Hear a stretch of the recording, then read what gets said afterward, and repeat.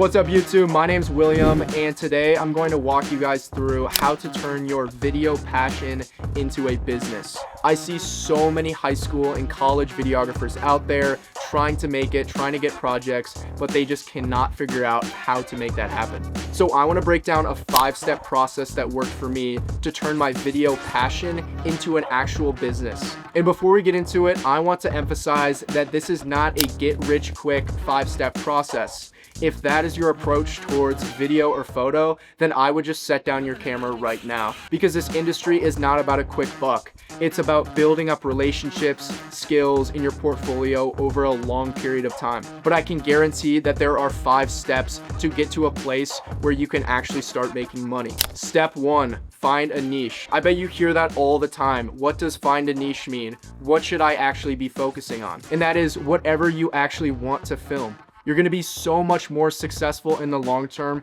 if you actually are filming what you like to do. I'm not saying you have to pick coffee shops and only shoot for coffee shops for a year straight. What I am saying is you pick a style and you stick with it. For example, if you're really good at making creative 30-second TikTok videos, then embrace that and hit up every small business in your area and say, hey, I can make this type of video for you. I've done it for this person, so let me do it for you guys. Companies are going to see the correlation so much more if what you're delivering, you've almost already done it before.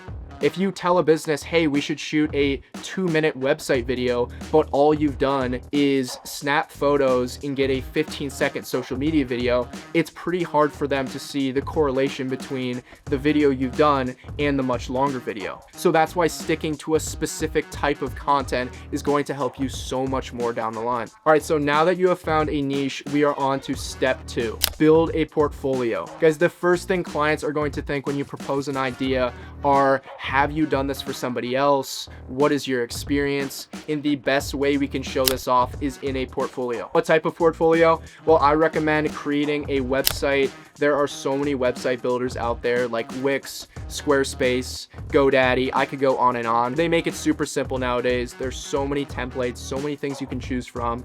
But the moral of the story is making something simple that you can put your work on and that you can send to people. It's almost like an extended business card. If somebody asks, hey, who are you? What do? You say, hey, this is my name, and here's a link to my website. For example, in the footer of every single one of my emails, I have a link to my website. Even when clients don't ask about it, it's still there and they can just click on it and check out my work whenever they want. I actually started with a Squarespace site, which is super simple and easy to get going. As I progress, I've actually created a WordPress website, which is a little more complex, and I do have somebody helping me to create that. But guys, just start with something simple and then think of things like a custom website later on. If you don't want to go the full website route, I would still recommend creating an online portfolio through a software like Adobe Stock. They have some great templates, and you can basically upload your content and send that link around, and it's still going to have all your work, but it's not going to be a full-blown website. That way you're not sending around a Google Drive or texted videos, and it makes it much easier for people to access your work. All right, so now that we have put together a portfolio, people know what we've done, we are on to step 3, which is going to be monetizing. There's a huge reason this is not step 1. And that's because people are not going to pay us if we do not have anything to show off, or we are not specialized in any type of industry or content style. But now that we actually have a portfolio put together, we're established in a certain type of content, then we are going to start charging. Charging with videos is difficult, I can't lie. For example, for a 1-minute website video for a pizza shop, some people could charge $300, and some higher end production companies will charge $15,000. It's obvious that a local pizza shop cannot afford a $15,000 video. That's why we have to take this into account when we're charging and who we're actually working with. For example, if a place only has 1 location and nobody designated to marketing, then there's a good chance they are not willing to pay anything past $500. But hey, if we're getting started, it's much easier to do those videos because when you go into the place or when you call, the business owner is right there and can make the decision on the spot. So the benefit of those lower budget projects is we get to talk to the decision maker right away. When you're working with larger companies with 5, 10, or maybe hundreds of locations, it is super difficult to talk to the decision maker right away. And when I say the decision maker, I don't necessarily always mean the owner. There's usually somebody on the marketing team or a vice president that makes those types of decisions. It obviously depends on the scope and the size of the business, but typically when there's a company with more than 100 employees, there's always going to be somebody or at least a team designated to marketing. In my business, I found the sweet spot is working with companies that have a small marketing team. But when I work with a larger company, they obviously see the value in my video because they have somebody designated to marketing. Sometimes those smaller local places don't see the value in this type of content, therefore they're not going to invest in it. It's such a simple concept, but it's something that's hard to understand when you are cold calling and trying to work with businesses. So I completely understand the struggle.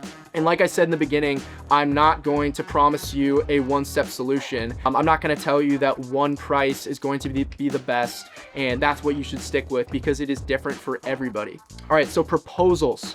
Guys, this is so important that we outline exactly what the client is getting. If the only confirmation on deliverables was over the phone, or maybe not even clear, just saying, I'm gonna shoot content, you are going to set yourself up for failure. It's how you can get taken advantage of as a videographer, and how the client can be pretty upset because they thought they were getting this and you thought you only had to do this. So that's why you have to put together some type of proposal. I recommend when you're starting out, keep it super simple. You could even use a Google Doc and literally just write down what you are doing and what you are delivering. For example, if you were going to originally create content for a business owner and in your mind, you are going to make a 30-second video, and then you shoot and the client says, hey, why aren't there more? Then you can be in the position where you have to make more videos to make them happy, and they didn't really know what they were getting. So if you were to just send them a quick doc before the shoot, you would have completely eliminated all of that hassle and they would have known exactly what they are getting.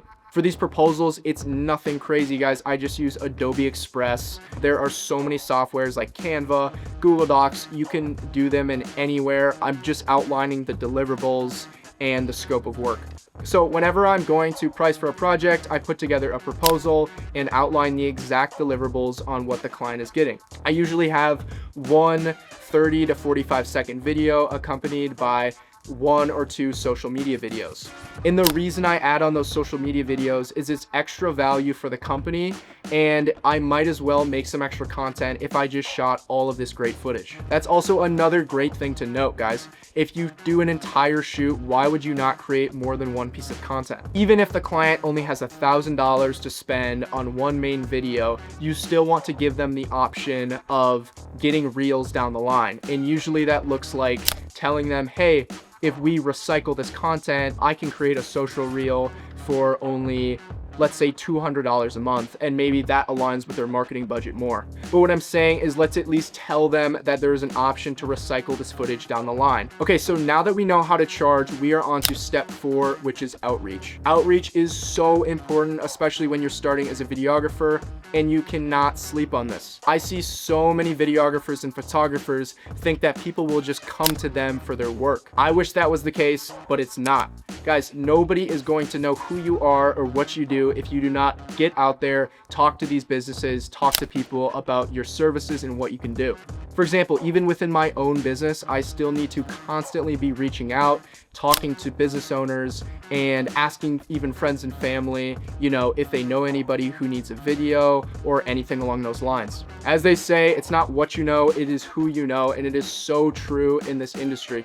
You need to build those connections and make sure people know what you do and who you are. If you want to own a successful video company, but cold outreach or networking is not for you, then I would set down your camera right now. A simple way you can keep track of this outreach and create results is by making a simple sheet that just outlines who your past clients are, who you're currently in communications with, and who you would like to reach out to. It is the long game with outreach. It is not about closing a project the second you cold call or talk to somebody. Think about it. If you had a business and somebody says over the phone, hey, I can make this type of video for you, this is how much it is, Would you take a second to think about it, or would you just immediately say, yeah, I'll do it? I know what I would do. I would for sure consult. Maybe I didn't even need that video at the time, but maybe a couple months down the line, I'm like, hey, that kid did call me and he does do those types of videos, and now I actually need that, so I'm going to hit him up. So what I'm saying is that you're not going to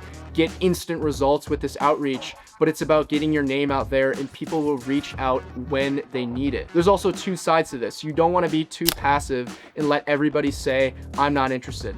There needs to be some type of objection or questioning when somebody says they're not interested. And hey, a lot of the time when you ask those questions, I'm not going to say that, you know, once they answer them, they're going to feel like, yeah, I'm going to work with this guy. But what I'm saying is you need to figure out as a videographer, you know, why these businesses are not interested in working with you. Maybe it's budget, maybe it's because your portfolio isn't big enough, but we want to figure out what these things are, how we can change them, and how we can actually work with these people. For example, if you talk to somebody and they say, hey, you know, your work isn't really up to standard, this and that, you need to take that into consideration and maybe improve your portfolio or your website. At the end of the day, it's business owners that we're working with, so we got to make sure that they are happy and confident to work with us. If the issue is budget, then we want to be asking the questions of, you know, what is something you guys are willing to spend on a video like this? Have you worked with people in the past?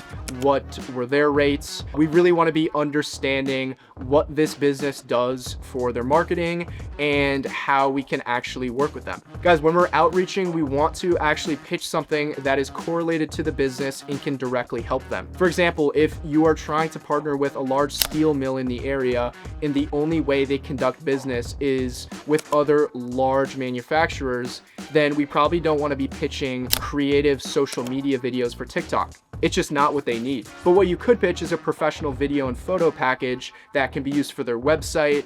And maybe you say that, you know, this will help to increase the amount of construction companies that want to work with them, etc. The point is, what we pitch needs to be aligned with the company. I will say this over and over, it's not about making the sale, it's about actually helping these companies succeed with media. Whether you are helping them build a website, taking photos, running their social media, we want to do things that align with each company's needs. So before you outreach to companies, I would highly recommend checking their website, social media, see what they already have that's good, see what's bad, and see what you could put together that would actually help them.